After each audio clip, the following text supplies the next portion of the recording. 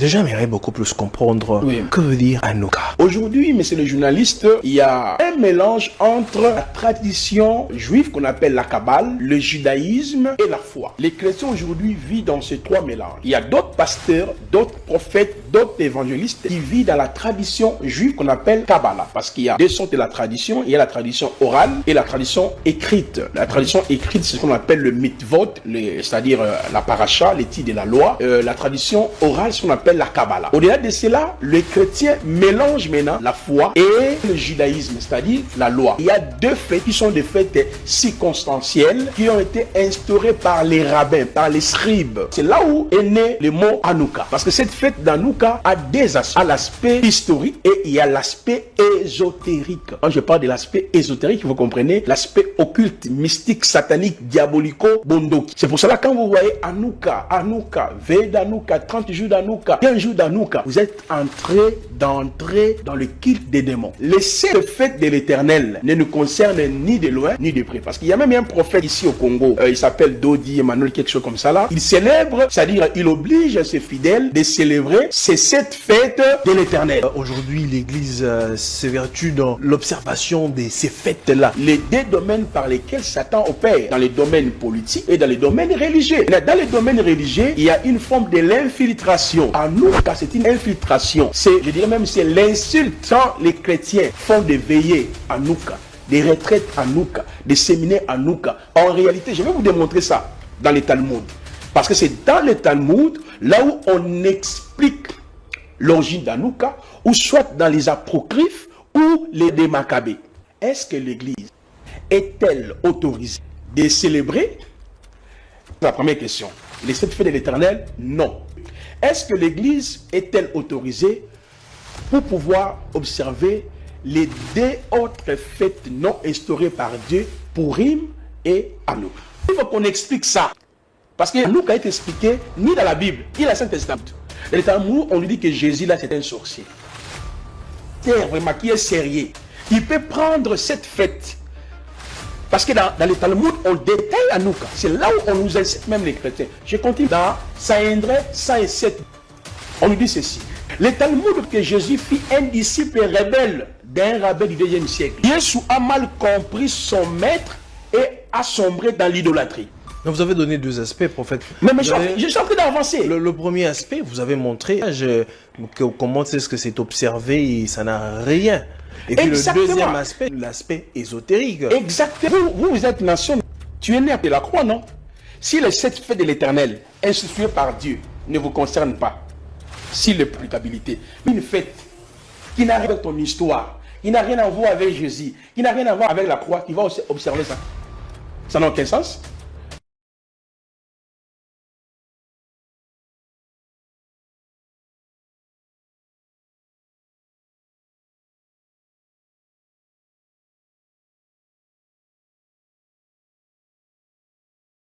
Mesdames et messieurs, très chers téléspectateurs, à ce nouveau numéro de votre émission. Si vous tombez sur cette émission, sachez que vous tombez sur Congo Buzz, sachez que vous avez fait le bon choix. Bonsoir Kinshasa, bonsoir la République démocratique du Congo sur toute l'étendue, même les parties occupées par l'ennemi. Nous croyons très bien que le Seigneur nous fera grâce pour récupérer nos terres pris de force par les occupants, des personnes qui traumatisent nos frères et sœurs dans la partie est de la République démocratique du Congo. Vous êtes aux États-Unis, vous êtes en Europe, vous êtes en Asie ou encore en Océanie. Vous nous suivez avec une attention assez particulière. Merci infiniment pour votre présence. Merci de ce que vous êtes en train de faire. Nous avons vraiment besoin de vous parce que nous n'existons pas sans vous. C'est-à-dire, si nous sommes là, c'est pour vous servir. C'est pour vous apporter la lumière, encore la vérité par les différents éminents serviteurs de Dieu que nous recevons sur ce plateau. Mesdames et messieurs, très chers téléspectateurs, avant de pouvoir ouvrir cette émission, il y a l'affiche que vous voyez juste devant vos postes téléviseurs. Il y a une campagne qui est très bientôt. C'est une 16e édition, Rassemblement des Aigles.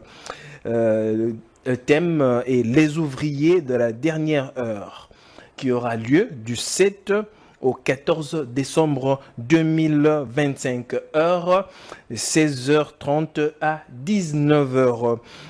Lieu où vous pouvez aller communier, c'est la salle de fête Hugo Tanzambi. Vous connaissez tous sur Super Lemba, dans la commune de Lemba, vous connaissez tous la salle Hugo Tanzambi. Les références sont juste sur l'affiche devant vos postes téléviseurs, les orateurs. Vous les avez là, l'orateur principal de cette édition, c'est le prophète Placide Massessé, qui est là, vous voyez, sur l'affiche, les éminents serviteurs. Voilà, si le Seigneur peut vous conduire d'aller participer à cette édition, cette campagne, ça vous fera énormément du bien et le Seigneur vous bénira énormément. C'est déjà pour ce dimanche 7, ne ratez pas cette occasion, c'est un rendez-vous assez sacré et puis particulier. Mesdames et messieurs, très chers téléspectateurs, nous ouvrons directement cette émission. Nous parlons aujourd'hui d'un sujet de beaucoup de controverses, un sujet qui fait polémique, un sujet et voilà, qui est un peu pris d'une certaine façon dans le milieu religieux. Pour ce faire, je reçois pour vous le prophète Placide Massessé, que vous connaissez très bien, qui a l'habitude de passer sur ce plateau. Je vous annonce déjà que nous aurons eu une série d'émissions avec lui. Nous allons vraiment, ces derniers temps, pour boucler l'année 2025, parler des sujets très capitaux. Nous parlons aujourd'hui d'Anouka, un sujet capital. Je reçois mon invité à qui je dis bonsoir et bienvenue, prophète. Bonsoir, M. Gilles. Que la paix et la grâce de notre aile vous soient multipliées. Merci beaucoup, prophète Placide. Mais avant de commencer encore notre émission de manière proprement dite, l'activité de dimanche, comment vous sentez déjà dans les préparatifs de cette activité? Non, par la grâce du Seigneur, tout va bien parce que nous sommes des ouvriers de la dernière ère. Il y a une mission, une commission, un mandat spécifique qui nous a été assigné par Elohim le Créateur. C'est pour cela nous sommes en train déjà de prier et d'organiser cette activité dans le but de restaurer au fait le message de la croix. Parce qu'il y a une vie avant la croix, il y a une vie après la croix. Les textes de Éphésiens chapitre 4, depuis le verset 8 jusqu'au verset 14e nous dit, celui qui était descendu, c'est le même qui est monté. Il a fait des dons aux hommes, les uns comme apôtres, prophètes, docteurs, évangélistes, pour le perfectionnement des saints, pour l'édification des saints, la connaissance des fils de l'homme, à l'état d'homme fait et à la mesure de la stature parfaite du Christ. Dans le verset 13, monsieur le journaliste, jusqu'au verset 14e, surtout dans le verset 14e, on nous dit, afin que l'Église ne soit pas emportée de tout vent de doctrine. Donc dans cette assise, nous allons réfléchir sur la commission, les mandats, la mission qui nous a été assignée par le Seigneur. Est-ce que le message que les hommes de Dieu sont en train de prêcher, par exemple, comme vous venez d'annoncer déjà Anouka, est-ce que ça fait partie du message que le Seigneur nous a donné pour que nous puissions parler à son Église? Et c'est là pour revenir. Si vous êtes apôtre, vous êtes prophète, docteur, évangéliste, enfant de Dieu, ne manquez pas, on commence ce dimanche le 7 et nous allons terminer le dimanche 14 décembre 2025 à partir de 16h30 à 19h30, sauf les samedis, il y aura pause. Nous allons reprendre le dimanche soir. Voilà. Très bien, mesdames et messieurs, voilà, le prophète vient de donner comment sera cette activité qui débute ce 7 et qui prendra fin le 14. Et c'est comme vous pouvez voir sur votre écran, nous parlons de Anouka. Le prophète Placide, il est auteur, écrivain de plusieurs ouvrages.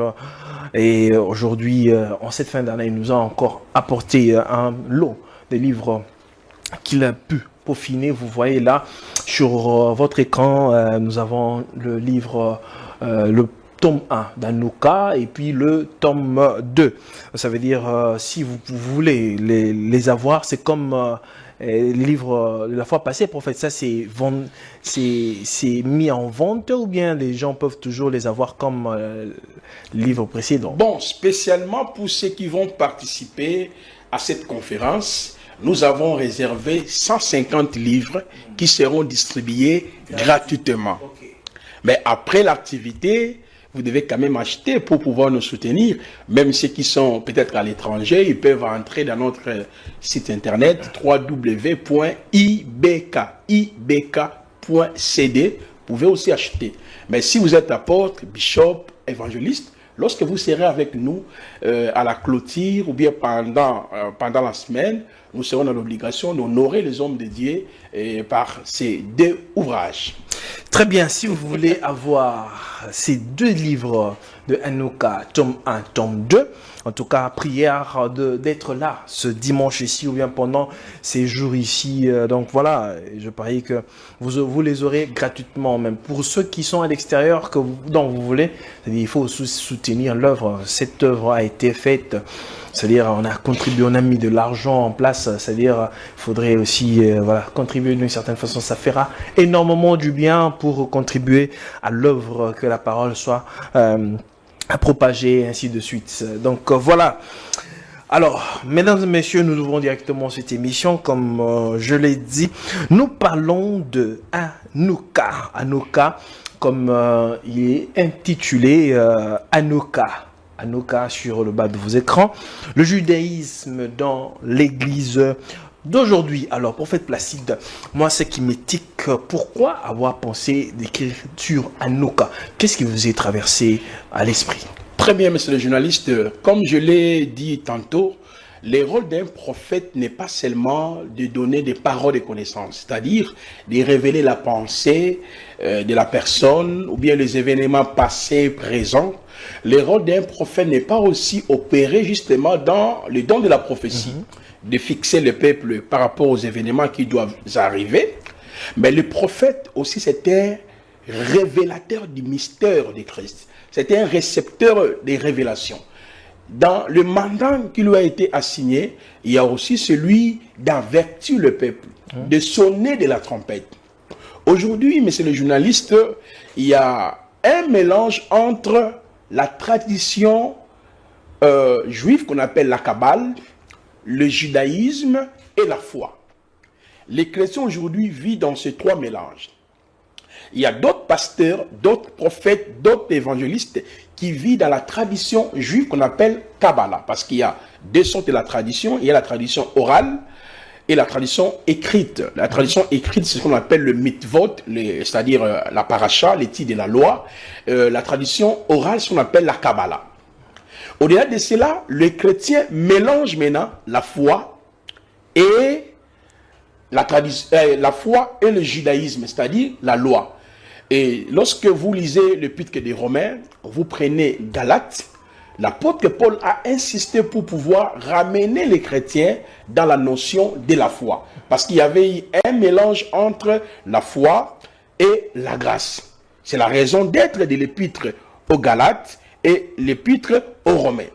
Donc si j'ai écrit ces 2 ouvrages, c'est dans le but de faire comprendre aux hommes de Dieu, aux apôtres, aux prophètes et aux docteurs, il y a un fait étranger dans l'Église. Lorsque nous allons entrer dans les détails, je vais vous faire comprendre que là où on oblige le juif de célébrer la fête d'Hanouka, on insulte même Jésus-Christ. On ne les considère même pas.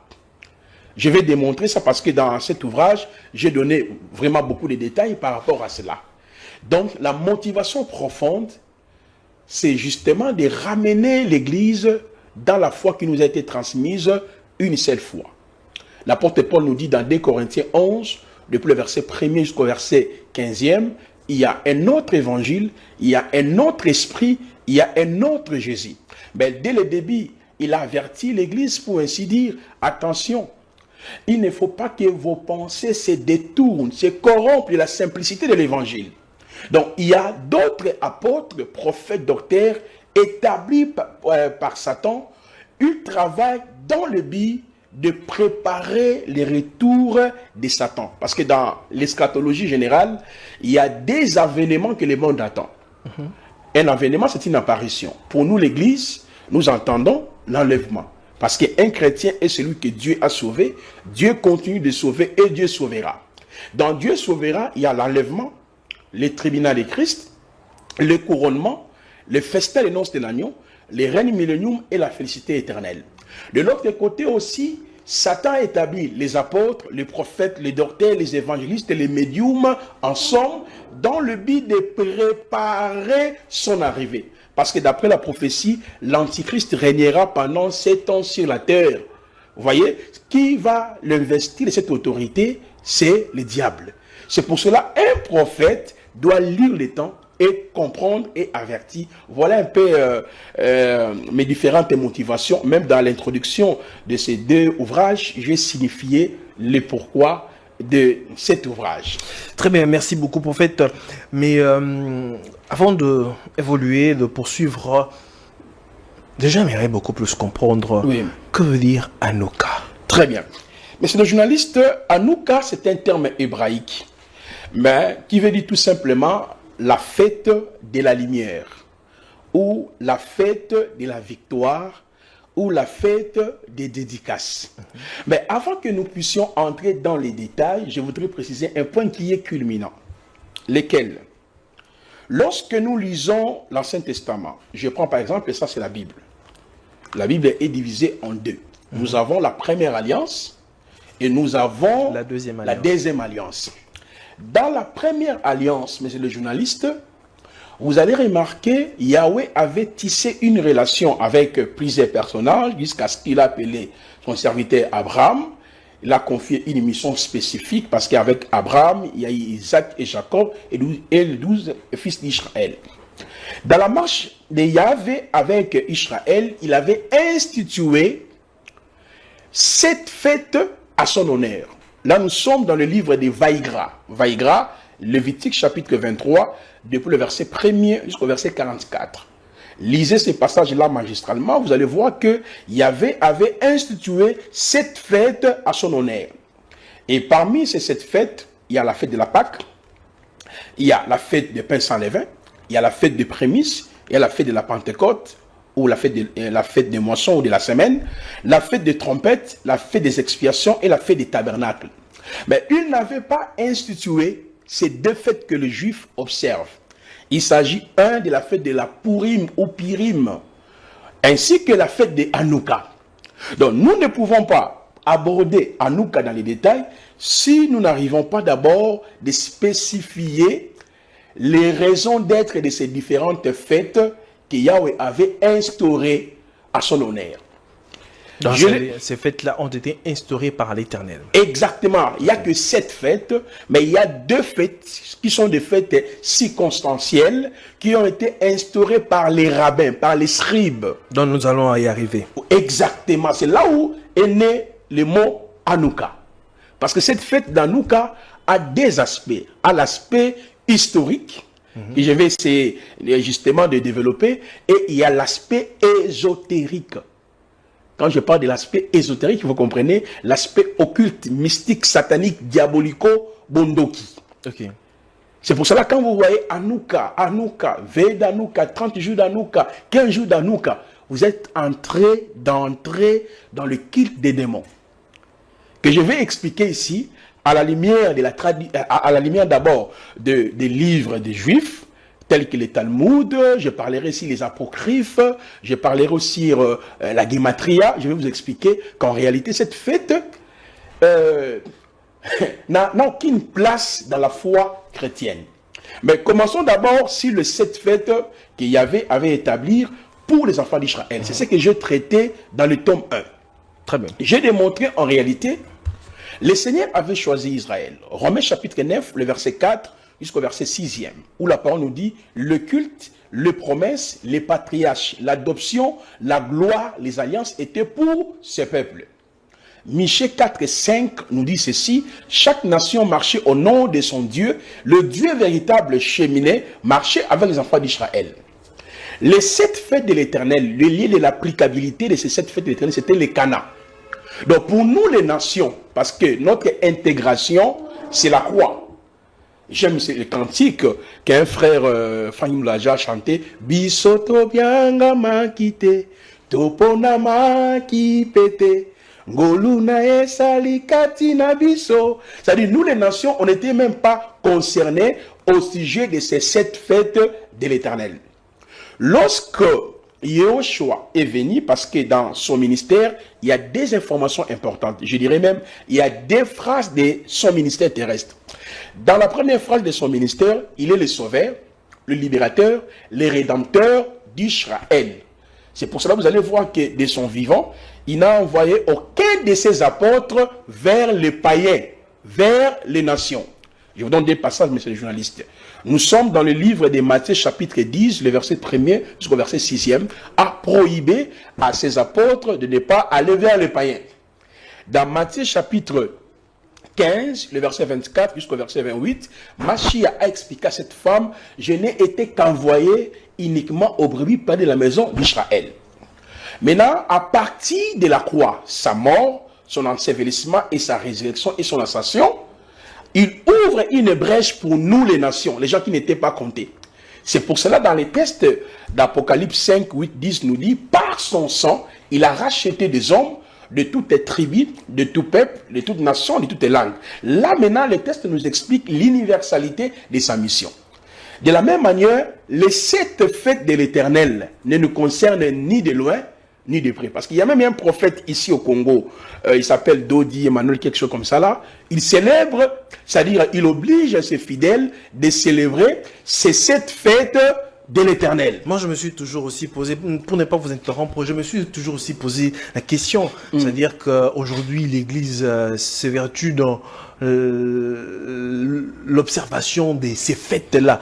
Quelle est cette importance-là d'observer ces fêtes-là qui n'ont rien à voir? Et à l'autre, vraiment, j'ai toujours dit que je ne veux pas citer le nom, mais voilà, le prophète Placide a cité, le prophète Dodi, moi je cite le pasteur Mutombo. Ouais. Voici l'homme qui est aussi dans des fêtes de juifs. Mais en réalité, le mystère de l'iniquité agit. Je l'ai dit tantôt, messieurs les journalistes. Satan travaille parce qu'il sait. Apocalypse 16, 13, 14 nous dit 3 esprits impurs qui sortent du gueule du dragon, la bête et les faux prophètes qui vont vers le roi de la terre afin de les rassembler au grand jour de la bataille d'Armageddon. Et ces esprits opèrent des miracles. Donc Apocalypse 16, 13, 14 nous explique les 2 domaines par lesquels Satan opère. Dans les domaines politiques et dans les domaines religieux. Maintenant, dans les domaines religieux, il y a une forme de l'infiltration. C'est pour ça que je suis en train d'abord d'avancer pour que ceux qui nous suivent puissent repérer exactement que en nous, car c'est une infiltration. C'est, je dirais même, c'est l'insulte quand les chrétiens font des veillées à Nouka, des retraites à Nouka, des séminaires à Nouka. En réalité, je vais vous démontrer ça dans les Talmuds.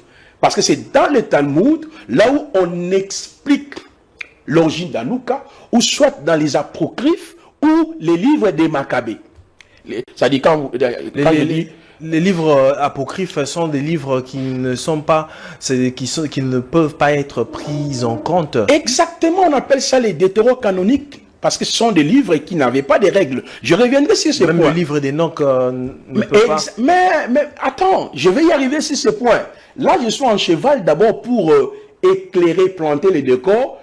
Parce que il y a la confusion. J'ai aimé même le titre, non? Hanouka, le judaïsme et l'église d'aujourd'hui. Donc, on n'est pas seulement en train de parler d'Hanouka. On doit d'abord commencer par le judaïsme pour terminer avec Hanouka. Parce que Hanouka, c'est aussi une forme du judaïsme, mais qui a un caractère mystique, diabolique, satanico. Donc, ça, c'est le diable qui opère dans l'église. C'est pour ça que j'étais en train d'expliquer, nous, on était des étrangers. Éphésiens chapitre 2, le verset 10 jusqu'au verset 19e, l'apôtre Paul démontre clairement, le mi-mitoyen a été détruit. Nous qui étions autrefois éloignés, Machia nous a associés par sa mort. Au sujet de cette fête, c'est pour cela, dans le tome 1, j'ai traité justement les 7 fêtes instituées par Dieu ne vous concernent sur le plan de l'applicabilité, ni de loin, ni de près. Parce que Paul nous dit dans Colossiens 2, le verset 16-17, que personne donc ne vous juge au sujet du manger, ou du boire, ou au sujet d'un jour de fête, ou d'un jour de nouvelle lune, ou d'un sabbat, qui sont l'ombre des choses qui devaient venir, mais le corps est en Christ. Donc pour nous, lorsqu'on voit la Pâque, ça nous renvoie à Yehoshua. Pourquoi? Parce que dans la fête de la Pâque, on devait arrêter l'agneau. L'agneau était âgé d'1 an. L'agneau était mâle et l'agneau a été arrêté le 10e jour, examiné le 11e, le 12e, le 13e et le 14e jour. Entre les deux soirs, l'agneau a été exécuté. Je l'ai expliqué ici, Yehoshua, quand il est venu, il était en réalité l'ensemble de ces toutes fêtes instaurées par Yahweh. Parce qu'il a dit dans Luc chapitre 24, depuis le verset 44 à 46, la loi, le psaume, le prophète ont parlé à mon sujet. Ça c'est un. Dans le livre de Jean chapitre 5, le verset 38 jusqu'au verset 48, il dit, vous sondez les Écritures, vous pensez en elles avoir la vie éternelle, ce sont elles qui rendent témoignage de moi. C'est pour cela que Yehoshua a été arrêté comme l'agneau fut arrêté en Égypte. Avant que Yehoshua soit exécuté, il a été examiné par Anne, par Caïphe, par Hérode et par Pilate, comme l'agneau a été observé pendant 4 jours avant son exécution, de la même manière que Christ a été observé par Anne, Hérode, Caïphe et Pilate, Pilate, et enfin il a été exécuté. Donc pour nous, lorsqu'on voit la fête de la Pâque, nous renvoie sur l'œuvre achevée. Parce que la croix, c'est la puissance d'Élohim qui sauve. Donc l'Église ne peut pas observer la Pâque à la manière juive. Pour nous, la célébration de la Pâque, comme l'apôtre Paul l'a ainsi bien dit, célébrons la Pâque car Christ notre Pâque a été immolé. Pour nous, la célébration de la Pâque, c'est vivre l'évangile, c'est demeurer dans l'évangile de Mashiach. Ça c'est un. Vous voyez déjà, quand vous voyez des Dodi, tout ce monde-là en train de célébrer la fête des prémices, ça montre que le judaïsme est déjà entré dans nos églises.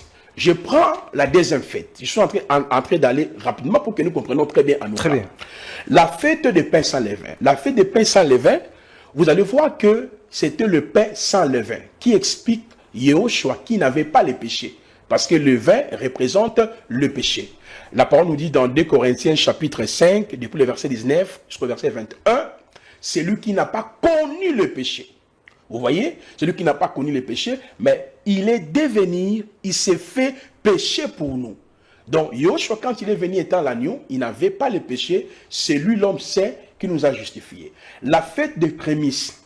La fête des prémices qui nous parle de Yehoshua, qui fit le premier à ressusciter pour ne plus revenir dans le tombeau. Parce que quand vous lisez la Bible, il y a au moins, si j'ai une bonne mémoire, peut-être 9 ou 12 résurrections, si je ne m'abuse pas. Dans ces différentes résurrections, vous allez voir que ces gens-là ont été déjà, on les a enterrés, ils ne plus revenir à la vie dans le sens pour vivre pour toujours. Mais la fête des prémices parle de Yehoshua, le vainqueur de la mort qui a triomphé. Il est sorti du tombeau, le vainqueur, pour ne plus retourner dans le tombeau. La fête des prémices. Il y a la fête de la semaine. La fête de la semaine, il y a ce qu'on appelle la fête de la Pentecôte. C'est l'unique fête où Dieu avait ordonné qu'on puisse accepter le levain. Mais pendant cette fête-là, on devait présenter 2 pains. Le 2 pains avec le levain. La fête de la Pentecôte parle de Jésus-Christ qui nous a acceptés. Israël, le peuple qui était prêt, et nous les nations, le peuple qui était loin, par la croix, la Pâque, par sa nature, le pain sans levain, par sa résurrection, et le Saint-Esprit est venu habiter en nous. Vous voyez comment on peut expliquer ces fêtes. Déjà dans cet ouvrage, il y a tous les détails. La fête des trompettes. Je l'ai démontré ici dans la Bible, il y avait 2 sortes de trompettes. Il y avait les trompettes avec éclat, selon Nombre chapitre 10, le verset 1er jusqu'au verset 11e, et la trompette sans éclat. La trompette avec éclat, c'était pour rassembler le peuple. Et non, ça c'est la trompette sans éclat, c'était pour rassembler le peuple. La trompette avec éclat, c'était pour le départ. Je l'ai démontré que Yehoshua, quand il est venu, nous tous, on était dispersés en Adam, selon Romains chapitre 5, le verset 12, 18, qui nous dit, par un seul homme, le péché est entré dans le monde. Romains chapitre 6, le verset 23 nous dit, car tous sont péchés, et le salaire du péché, c'est la mort. Romains chapitre 3, le verset 20 à 23 nous dit, car tous sont péchés, sont trouvés de la gloire de Dieu. Gamaliel, qu'est-ce qu'il avait dit dans Jean 11?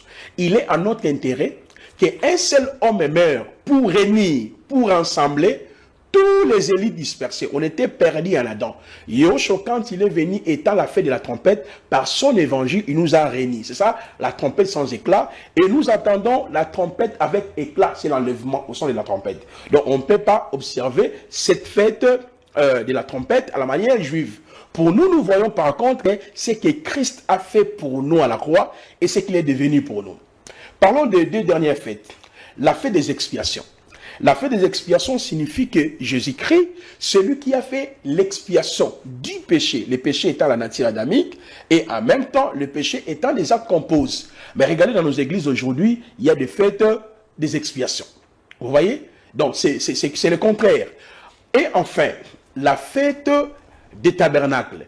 La fête des tabernacles signifie justement Jésus-Christ et Dieu manifesté en chair, parce que dans Exode chapitre 25, quand vous lisez le verset 1er jusqu'au verset 8e, la parole nous dit, je paraphrase, l'Éternel parla à Moïse et dit, parle aux enfants d'Israël qu'il m'apporte une offrande, vous la recevez de tout homme qui le fera du bon cœur. Là, nous sommes dans Exode 25, verset 1.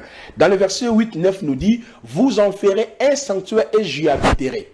Donc, Jésus-Christ, quand il est venu, 1 Timothée 3,16 nous dit, le mystère de la piété est grand, Dieu a été manifesté en chair. Donc, vous voyez comment on peut interpréter les 7 fêtes de l'Éternel. C'est ce que j'ai tenté de décortiquer dans le tome 1. Et ainsi, j'ai démontré que la véritable Église, elle est assise sur la doctrine prêchée par les apôtres.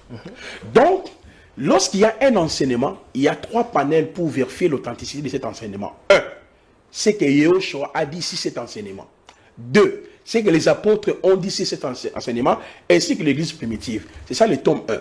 Donc dans le tome 1, j'ai décortiqué tout simplement que la notion des différentes célébrations de fêtes que le peuple d'Israël faisait dans l'Ancien Testament, pour nous, ça explique ce que Yahushua a fait pour nous à la croix et en même temps, ça révèle notre identité. Pour moi, la Pâque représente quoi? Jésus m'a libéré, m'a sauvé. Pour moi, la Pâque représente que j'ai la nature de Dieu, je suis devenu le pain sans levain, il n'y a plus de péché en moi. Pour moi, la fête des prémices représente que je suis le vainqueur de la mort. Quand il viendra, je quitterai la terre, j'irai avec lui. Pour moi, la fête des tabernacles signifie Dieu. La fête de la Pentecôte signifie Dieu m'a agréé à travers la croix et par son esprit. Vous voyez? Et pour moi, la fête des expiations signifie Dieu a expié tous mes péchés. Et la fête des trompettes signifie Dieu m'a réuni, autrefois dispersé en Adam. Parce que dans Romains 5, le verset 12 à 18, nous parle clairement que chacun de nous avait la nature adamique. Et dans Romains chapitre 6, le verset 1 jusqu'au verset 10e, on nous explique que par la puissance de la résurrection, nous marchons en nouveauté de vie. Donc pour moi, la fête du tabernacle signifie que Dieu aujourd'hui a accepté d'habiter en moi pour toujours. C'est pour cela, messieurs les journalistes, j'ai expliqué dans la conclusion, dans le tome 1, est-ce que l'Église est-elle autorisée de célébrer? Là, c'est la première question. Les 7 fêtes de l'Éternel, non. Parce que pour nous, les 7 fêtes de l'Éternel révèlent Christ. Maintenant, 2. Est-ce que l'Église est-elle autorisée pour pouvoir observer les 2 autres fêtes non instaurées par Dieu, Purim et Hanoukha? Très bien. Alors, bon, par rapport à cette fête de l'Éternel, prophète, vous avez fait une démonstration magistrale parce que vous êtes l'auteur de ces ouvrages. Mais parmi les fêtes, il y a aussi la Pâque, qui fait partie des fêtes de l'Éternel, en quelque sorte. Exactement. Alors, si, c'est-à-dire que la Pâque fait partie de cette fête de l'Éternel, pouvons-nous aujourd'hui, le croyant, le chrétien, célébrer, observer la fête de Pâques, oui ou non? Je dirais, comme je l'ai dit tantôt, l'observation littérale de ces fêtes, ça ne concerne pas, parce que pour qu'il y ait la célébration de ces 7 fêtes, d'abord, la pluie de la première saison et de l'arrière-saison. 2, c'était de fêtes agricoles. Vous voyez? Parce que les gens présentaient des légumes, ils présentaient les animaux, et les champs même d'application de ces 7 fêtes, c'était au Canaan. Donc, pour qu'il y ait la célébration de la fête, il y a les sacrifices, les cérémonies, les rituels, je l'ai tout expliqué ici, les champs, la sémence, parce que les gens doivent s'aimer et récolter pour présenter les sacrifices. Les gens doivent passer par l'élevage préparaient leurs animaux pour offrir à Dieu. Donc pour nous, l'application littérale ne nous concerne pas parce que c'était le fait institué à l'honneur de Dieu pour un peuple qu'il avait choisi. Mais pour nous, l'accomplissement ou l'applicabilité a un sens spirituel. Tel que tu es là, déjà tu es dans la fête de la Pâque. C'est pour cela que Paul a dit, célébrons la Pâque car Christ notre Pâque a été immolé. Et Paul dit que toutes ces fêtes étaient l'ombre des choses à venir, le corps est en Christ. Tel que tu es là, tu es déjà dans la célébration. Quand tu es en Christ, tu es dans la Pâque, tu es délivré. Quand tu es en Christ, tu es dans la fête des pains sans levain. Il t'a pardonné de tous tes péchés. Quand tu es en Christ, tu es mort et ressuscité avec lui, la fête des prémices. Quand tu es en Christ, tu vis dans la fête de la Pentecôte. Il t'a agréé, il t'a donné son esprit. Quand tu es en Christ, tu vis dans la fête des expiations. Tous tes péchés, le péché hérité d'Adam, tes propres péchés, les péchés de tes parents, il les a expiés. C'est le journaliste Gilles. Quand tu es en Christ, il s'est tabernaclé en toi. Tu deviens le temple de Dieu, il habite en toi. Donc pour nous, l'applicabilité, c'est dans le sens spirituel. Parce que pas dans le sens physique. Jamais.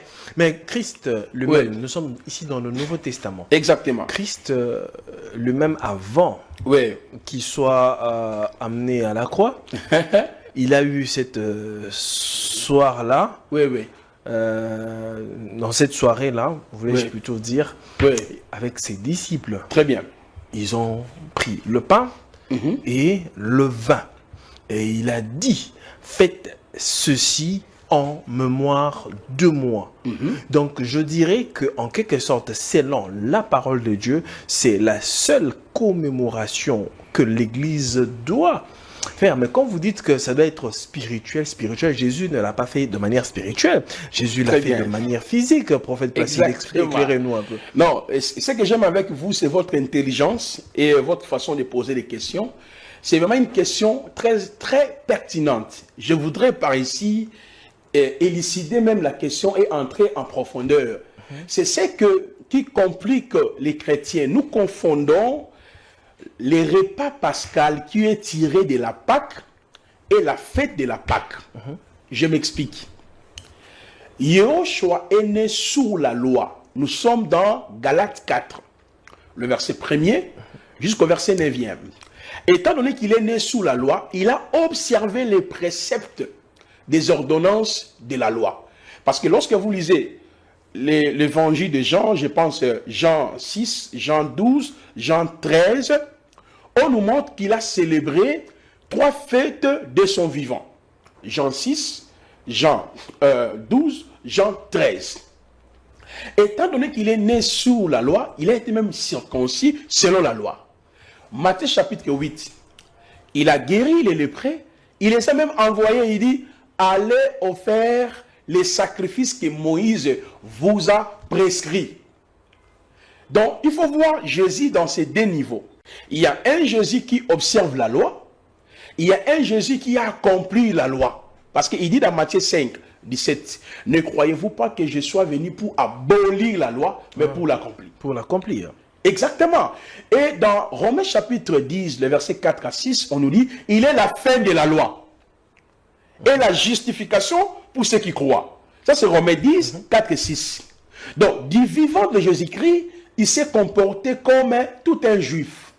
Il a observé certaines rites, comme je viens de le démontrer, comme les systèmes sacrificiels, l'a observé, a recommandé et plutôt les lépreux d'aller présenter les sacrifices.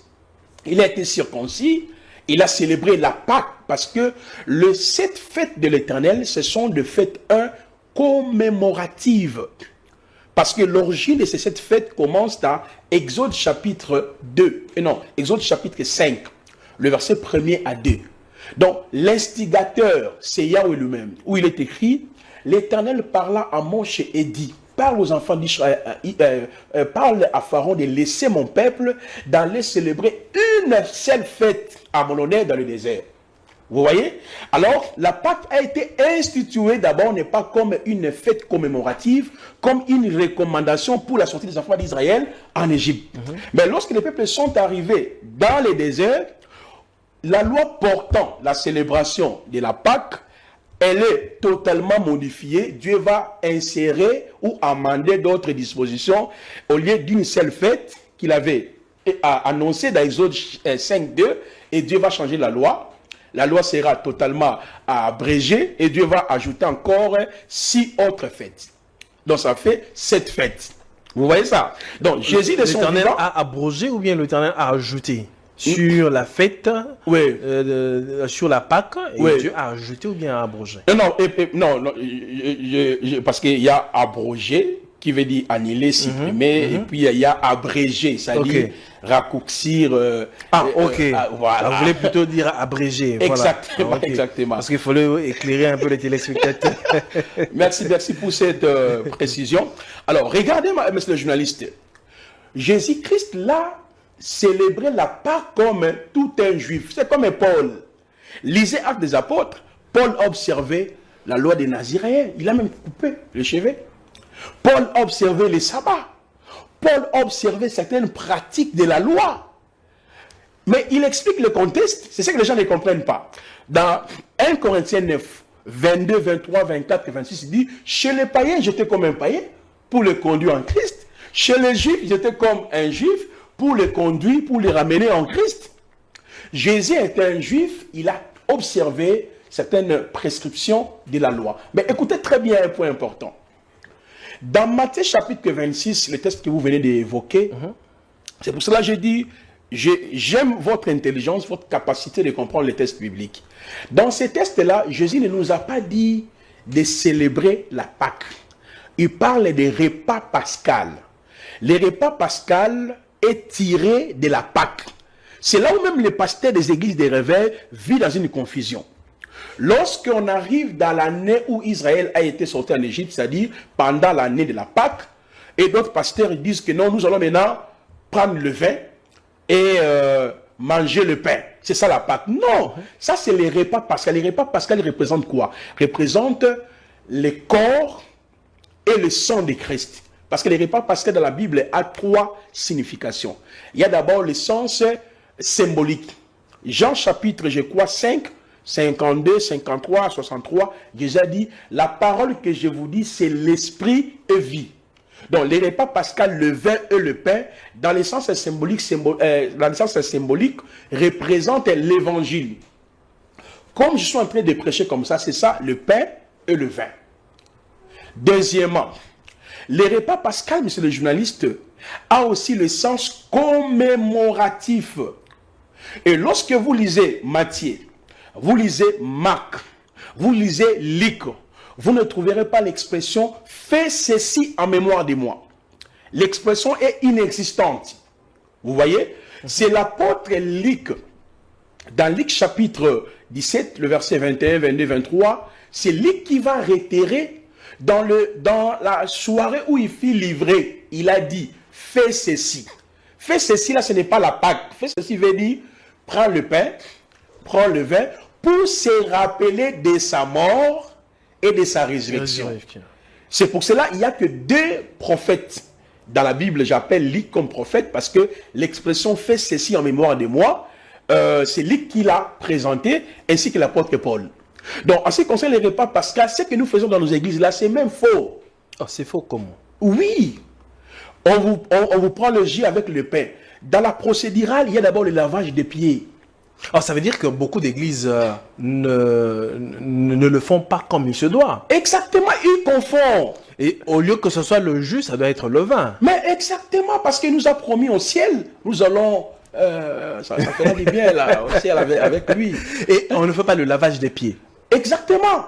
Parce qu'un autre pasteur te dira que le lavage des pieds là, c'est une pratique de la loi. Oh, maintenant, le vin et le pain. Ça n'a aucun sens, parce que quand vous lisez Jean chapitre 13, le verset 1er, précisément dans le verset 12-13, il dit, si je ne vous lave pas le pied, vous n'aurez pas part avec moi. Vous devez, vous parlez un bon français, vous devez vous laver le pied les uns et les autres.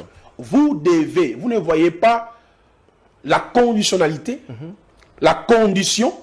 Après avoir lavé le pied, c'est un acte symbolique, oui. Mais il a inscrit ça dans les repas parce qu'il a dit, vous devez le faire. Je vous ai montré un exemple. Regardez la suite du verset 4. Afin que vous le fassiez. Ça, c'est l'impératif. Comme il dit, baptisez-les. Vous chasserez les démons. C'est à l'impératif. Comment on peut nier ça? J'ai échangé rapidement avant de fermer la parenthèse avec un pasteur. Je lui ai posé la question. Lorsque vous prenez les repas pascal, qui vous a dit de prendre ça? Oh non. Et c'est dans la Bible. J'ai dit, bon, est-ce que tu sais qu'on prend le vin 2 fois? On ne prend pas le vin une seule fois. Il était estomaqué, il m'a dit, oh frère, quel évangile de Dieu? On prend le vin 2 fois, pas une seule fois. Donc si vous prenez le vin une seule fois, vous n'avez rien compris. Maintenant, si aussi vous le faites dans votre église, qui vous a dit de le faire? Parce que Luc, c'est lui qui a expliqué que le vin a été pris 2 fois. Luc est le seul qui a expliqué, vous devez le faire. Parce que quand tu lis Matthieu, chapitre 26, le verset... Non, Matthieu chapitre 26, le verset 26 à 28. Là, si on avait seulement l'évangile de Matthieu, on n'aura même pas besoin de faire les repas pascal. Nous allons dire, Jésus nous a promis au ciel, nous allons boire du vin avec lui. De la même manière, dans Marc chapitre 14, 22, 23, si on avait aussi, on allait dire, ah, Jésus nous a promis, hein, on va boire le vin avec lui. C'est lui qui a inséré l'expression, fais ceci en mémoire de moi, mais c'est le journaliste, ce n'est que Luc. C'est Luc même qui a expliqué que le vin a été pris 2 fois. Lisez les textes, Luc chapitre 17, pendant le souper et après le souper. Maintenant, dis-moi, dans quelle église on prend le vin 2 fois? Pendant le souper et après le souper. Mais c'est écrit dans Luc. Lisez Luc chapitre 17, le verset 20 à 21. C'est écrit. Et beaucoup d'églises n'observent pas ça. Mais non plus. Et puis, prophète Placide, pour évoluer, parce que vous avez parlé du lavage des pieds. Oui. Et ce n'est pas du jus, ou bien le vitalo, comme on prend dans plusieurs églises. Oui, oui. Moi, encore le pain ici, le pain que nous mangeons de la boulangerie ici. Non, vous devez fabriquer vous-même. Quelle est l'heure appropriée? Il faut prendre la Sainte Seine. Bon, en cela, les débats théologiques sur la compréhension, parce que moi je suis un néo-testamentaire, les avis sont partagés sur les textes. En lisant la parole, on dit, Paul dit, dans les soirs où il s'est livré, quand on parle du soir, selon les Juifs, c'est à partir de 18h. Là, on entre au soir. Donc le soir, ça commence à partir de 18h, et le soir est réparti par ce qu'on appelle le veille de la nuit. Maintenant, ça c'est un. Lorsqu'on prend même Actes chapitre 20, le verset 6, 7 à 10, on voit que les repas pascal étaient célébrés le soir. Comme nous les faisons toujours le soir. C'est notre point de vue. Mais un autre point de vue, quand Paul nous dit dans 1 Corinthiens 10, il dit à chaque fois que vous vous réunissez. C'est là où maintenant il y a un débat entre les savants chrétiens. On dit à chaque fois que vous vous réunissez. Mais si nous réunissons le matin, est-ce que nous ne sommes pas obligés de prendre? Bien sûr, la recommandation, comme on peut dire le mandat général, c'est le soir. Ça, c'est le point de base. Mais Paul a évolué et dit à chaque fois que vous vous réunissez. Donc, c'est que si nous nous réunissons le matin, on peut penser le matin. Si on réunit les après-midi, même nous, dans notre assemblée, on a adopté le soir. Donc, ça veut dire que comme il a été dit de le prendre, c'est-à-dire le soir, oui. C'est-à-dire à chaque fois que vous vous réunissez, peut-être c'est le soir que vous devez prendre. Mais c'est là où j'ai dit qu'il y a un débat, il y a des clivages entre les savants. Parce que nous avons nos savants, c'est-à-dire des points référentiels, nos pères de l'Église. D'autres disent que, bon, parce que si on va dire seulement le soir, mais qu'est nous dit Galates chapitre 2, Actes chapitre 2, le verset 43-46, ils rompaient le pain dans leur maison. Vous voyez, ça dit, ils faisaient les repas pascal. Est-ce que c'est seulement le soir? Donc, d'où ceux qui ont adopté pour le soir, ils ne sont pas à côté, ils sont dans la parole parce qu'on appelle ça repas du soir ou repas pascal, pas la Sainte Seine. La Sainte Seine, c'est une appellation catholique qui signifie c'est le prêtre qui va manger, qui va boire pour vous. Ça n'a rien à voir. La Sainte Seine n'est pas biblique. Non, c'est une appellation catholique. La Sainte Seine veut dire, c'est comme le prêtre. Le clergé est saint. Quand on ouvre le Nouveau Testament ou même l'Ancien Testament, on ne trouve pas le mot Sainte Seine. Ça n'existe pas. C'est le mot repas pascal. On peut appeler ça au soit les repas du soir. C'est là où je vous ai dit, il y a une complication où les gens disent que la Pâque. Non. La Pâque veut dire il faut prendre l'agneau. sans défaut, mâle, âgé d'1 an, il faut l'égorger, il faut les manger. Donc Jésus, avec ses disciples, ils étaient en train de manger l'agneau, l'animal physique, selon la Lévitique 23. Mais en mangeant l'animal physique là, il y avait le vin qui accompagnait les Juifs et le pain sans levain. Maintenant, lui, il a pris le pain et le vin. Maintenant, il a dit à ses disciples, comme vous voyez que nous sommes des Juifs en train de manger la Pâque selon notre loi, Lévitique chapitre 23, mais vous devez par contre prendre le pain et le vin qui signifie ma mort, la nouvelle alliance et ma résurrection. Donc nous, on ne célèbre pas la Pâque, je l'ai dit, à la manière juive. Et les pasteurs confondent les repas pascal et la Pâque. Vous voyez un peu? Donc, c'est là où maintenant l'Église catholique a créé un autre terme qu'on appelle la Sainte Seine. La Sainte Seine. Ça, c'est le prêtre qui doit manger. Soit ceux qui ont couli, mais c'est le prêtre qui mange ça. Parce que c'est lui qui est le clergé, il est saint. Mais pour nous, ceux qui sont en Christ, je l'ai dit dans la procédurale, lavage des pieds, il faut prendre le vin 2 fois. Obligatoirement. Ce n'est pas moi qui ai dit ça, c'est dans la parole. Il faut prendre le vin 2 fois. Pendant le souper et après le souper. Et si vous ne faites pas comme ça là, il faut aussi le pain fabriqué par vous-même. Vous prenez du sel, vous mettez de l'eau, vous mettez des huiles.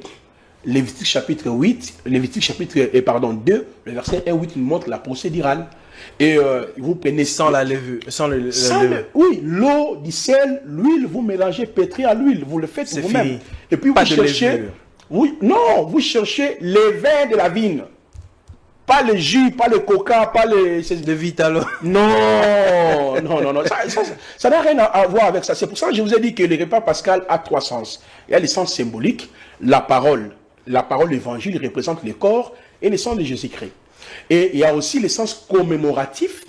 C'est de cette façon qu'on doit procéder. Et il y a le sens spirituel. Dans le sens spirituel, ça porte la guérison, la restauration, les miracles. Lorsque vous respectez toutes les conditionnalités établies dans Matthieu, Marc, Luc et Jean et 1 Corinthiens, c'est-à-dire 1 Corinthiens 10, 1 Corinthiens 11, et quand vous le faites, vous allez vivre la puissance et la restauration.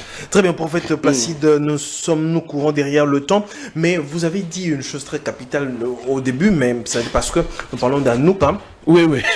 Comment est-ce que l'Église aujourd'hui vit le judaïsme? Non, vous avez essayé de dire que l'Église est dans le judaïsme. Ça veut dire que l'Église aujourd'hui n'observe plus la parole de Dieu dans sa pureté, dans sa totalité. Très bien. Nous sommes outre la volonté de Dieu. Voilà. Monsieur le journaliste, comme je l'ai dit dans cette émission, ça sera impossible de tout exposer. Parce que là, maintenant, j'attaque le tome 2. C'est là où j'ai abordé Hanouka. J'ai expliqué, en réalité, la source de cette fête est tirée sur les Talmuds. D'abord, nous avons les Talmuds, que j'ai expliqué ici. Deuxièmement, il y a ce qu'on appelle les apocryphes. Donc, il y a les Talmuds et les apocryphes. C'est là où on parle de cette fête d'Hanouka. Hanouka, c'est une fête, comme je l'ai énoncé ici, à des aspects, l'aspect historique et l'aspect ésotérique. J'explique maintenant l'aspect historique. Vous savez que le judaïsme était l'épicentre, les temples étaient l'épicentre du judaïsme. C'est dans les temples où les prêtres travaillaient, où on offrait les sacrifices, on faisait tout dans les temples. Lorsque le peuple juif était sous la domination de l'empire grec, conformément à la prophétie précitée par Daniel 2 et Daniel 7. On nous parle de la vision des 4 métaux, on nous parle de la vision des différents animaux. C'est-à-dire ce sont des différents royaumes qui devra dominer sur Israël. Israël a connu la domination avec Babylone. Après, il y a eu la domination avec Java, la Médie-Perse. Après, la domination avec les Grecs. Maintenant, sous l'empire grec, il y a eu un empereur.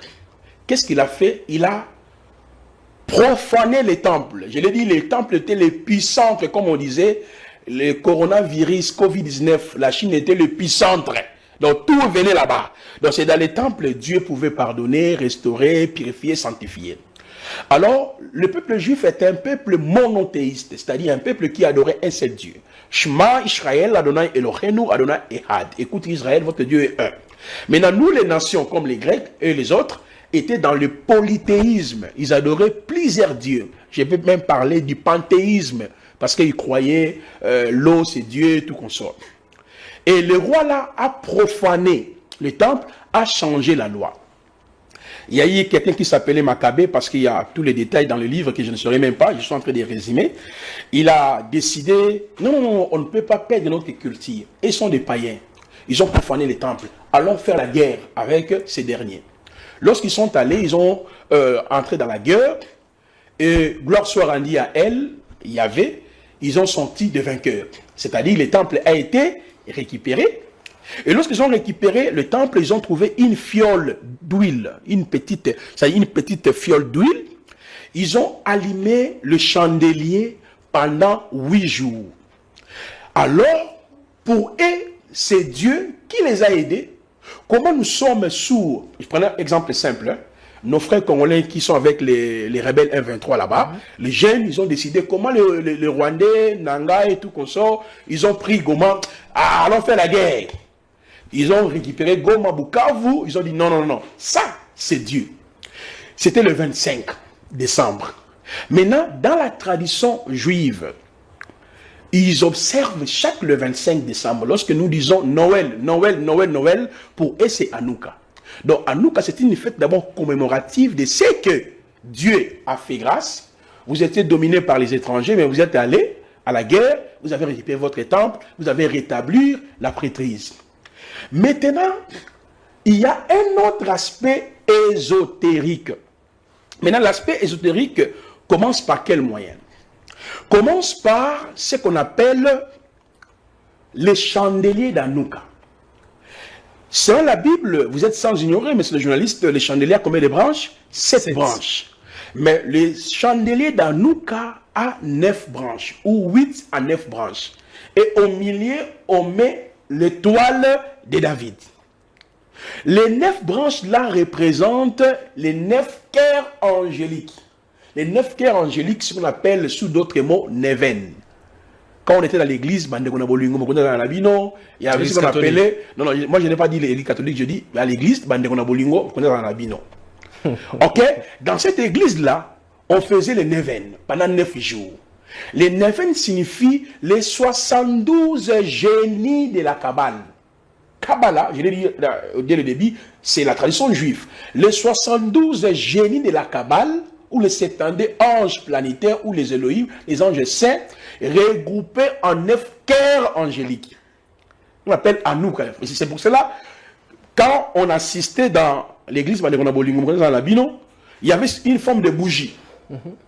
On allumait une bougie à la fin, non? Et les gens allaient prendre une bougie, rentrent à la maison. C'est ça en fait Hanouka. Or, Hanouka, c'est une célébration, c'est le culte dit aux démons. Le culte dit aux anges déchus. Je l'ai démontré ici. Maintenant, c'est dans quel livre où on explique qu'on doit célébrer Hanouka? C'est dans le livre qu'on appelle Talmud. Les Talmud, déjà dans l'introduction des tomes 2, j'ai parlé des Talmud, des Mishnah, des Gematria, des Midrashim, des Zohar, des Kabbal. J'ai expliqué tous ces livres ici que les Juifs ont consignés dans le but d'interpréter les mitzvot. C'est dans ces livres qu'on appelle Talmud. C'est là où on recommande, on explique comment on peut célébrer la fête d'Hanouka. C'est-à-dire, lorsque déjà un pasteur, avant de parler sur l'aspect mystique, quand un pasteur observe Hanouka, il vous dit veille d'Hanouka, 30 jours d'Hanouka, 40 jours d'Hanouka, c'est un rebelle, c'est un bandit. Oh, comment ça? Pourquoi? Parce que c'est dans le Talmud qu'on explique l'essence du mot. Parce que la lumière d'Hanouka n'est pas Jésus. La lumière d'Hanouka, c'est un démon qu'on appelle Métatron. Là, tu trouveras ça dans les Talmud ou soit dans les Hazoar. Vous voyez ça? Vous voyez comment on nous amène la tradition juive et dans son aspect mystique. J'avance. Si un pasteur, il vous demande, oh, faisons Hanouka. D'abord, il est ennemi de la croix. Pourquoi? Dans les livres où on explique les bien fondés, des fêtes de la Hanouka, on incite Jésus-Christ. Je vais vous lire les Talmuds. Hein. Je vais prendre seulement quelques paragraphes que j'ai mis ici même dans le livre. Permettez-moi, monsieur le journaliste. Je prends par exemple, parce que le Talmud est divisé par 6 volumes, je prends seulement quelques paragraphes dans les Sanhédrin 43a. On lui dit ceci. Le veille de la Pâque, Jésus fit pendu un héros marchant devant lui 40 jours, proclamant il va être lapidé, car il a pratiqué la sorcellerie, a séduit Israël et l'a égaré comme personne ne vint le défendre. Il fit pendu la vie de la Pâque. Vous voyez, selon les gens qui vous parlent, Hanouka, dans les livres qu'on explique ça, parce que Hanouka est expliqué ni dans la Bible, ni dans le Saint-Testament, dans les Talmuds. Dans les Talmuds, on lui dit que Jésus, là, c'est un sorcier. Est-ce qu'un pasteur, vraiment, qui est sérieux, il peut prendre cette fête? Parce que dans les Talmuds, on détaille Hanouka. C'est là où on nous incite même les chrétiens. Je continue, monsieur le journaliste. Je prends un autre élément. Deuxième, dans Sanhédrin 107b, on nous dit ceci. Le Talmud raconte que Jésus fit un disciple rebelle d'un rabbin du 2e siècle. Jésus a mal compris son maître et a sombré dans l'idolâtrie. Talmud, ce sont des livres que vous voyez comment les pasteurs vont dans Israël. C'est pour ça que vous allez voir avec des talits. Ils ont des talits, des juifs. Ils vous disent non, Jésus portait ça. Qui vous a dit que Jésus portait des talits?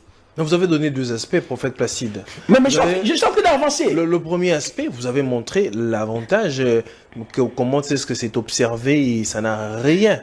Et puis le deuxième aspect, c'est l'aspect ésotérique. Exactement. Maintenant, vous êtes nation, non?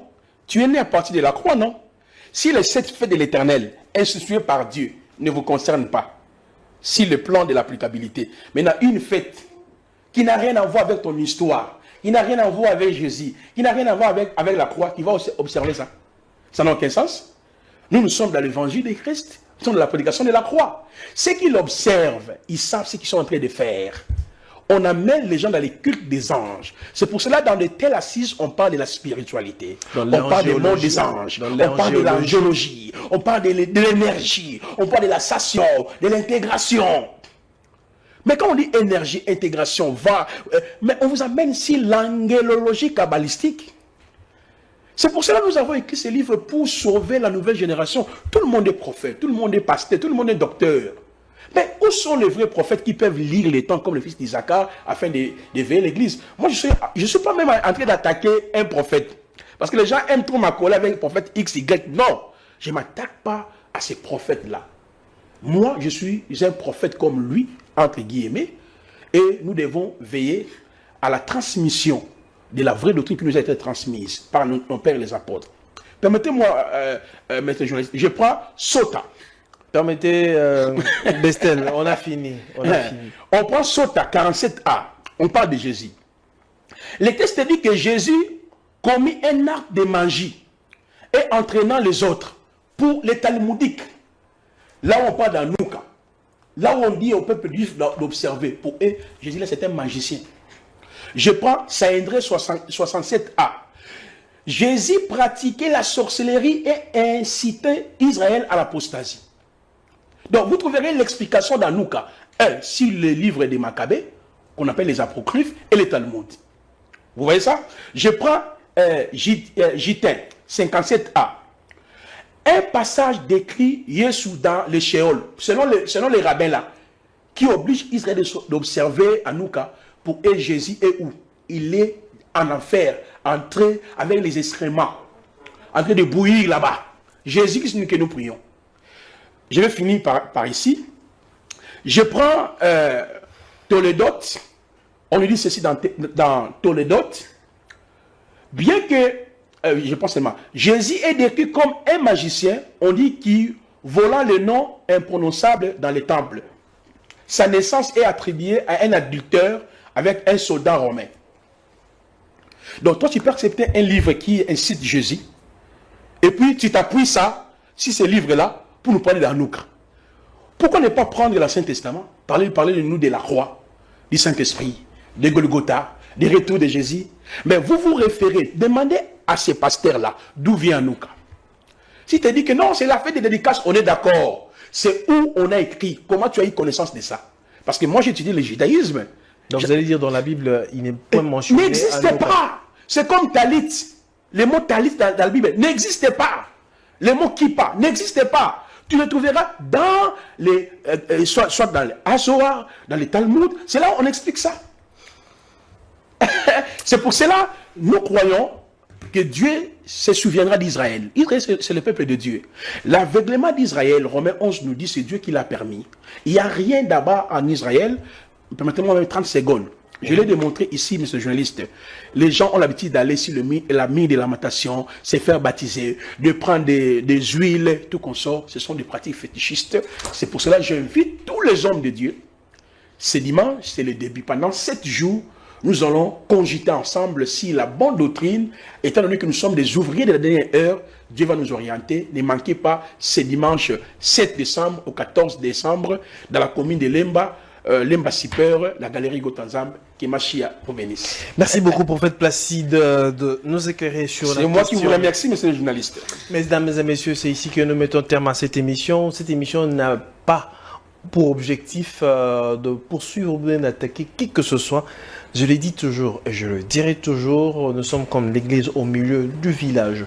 Nous venons avec des sujets sensibles importants pour éclairer les enfants de Dieu d'une certaine façon de partout dans le monde sur la Bible. Notre émission est bien intitulée « À la lumière de la parole ». Nous prenons tout ce qui paraît un peu louche et nous le mettons à la lumière de la parole pour le confronter, c'est-à-dire à la parole, pour comprendre et saisir la pensée de Dieu, parce que n'oublions pas, nous sommes au temps de la fin. Alors au temps de la fin, les enfants de Dieu doivent vraiment être éclairés. Si vous estimez, vous voulez nous soutenir sur ce que nous sommes en train de faire, vous pouvez toutefois nous contacter. Quelqu'un se dit par exemple, j'aime bien cette émission, je veux faire un don. Ok, il n'y a pas de problème, ça nous fera énormément du bien.